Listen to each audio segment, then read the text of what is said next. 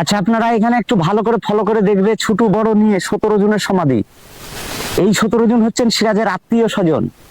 সিরাজকে যখন মির্জাফরের ছেলে মিরান বন্দি করেছিল সেই জাফরাগঞ্জ 1100 সমাধি যা হয়েছিল আপনাদের, ওখানেই সিরাজকে বন্দি করেছিল আর ওখানেই হত্যা করেছিল। তবে যে বাড়িটাতে হত্যা করেছিল সে বাড়িটা কিন্তু আজ পর্যন্ত খুলে না, আজ পর্যন্ত সিল করা আছে। তো শেষ অবস্থায় সিরাজকে বলেছিল মির্জাফরের ছেলে মিরান, সিরাজ তোমার আজ জীবনের কি ইচ্ছে? সিরাজ বলেছিল আমার জীবনে কিছু ইচ্ছে নেই, আমার আত্মীয়গুলোকে আমার দেখার ইচ্ছে। এই আত্মীয়গুলো এসেছিল বিহার থেকে, পাটনা থেকে, ঢাকা থেকে সিরাজকে দেখা করতে। ঢাকা ঢাকা বাংলাদেশ ঢাকা। মির্জাফরের ছেলে মিরান দেখলেন এনাদেরকে আমি যদি ছেড়ে দিই হয়তো সিংহাসন দাবি করবে কিংবা যুদ্ধ ঘোষণা করবে।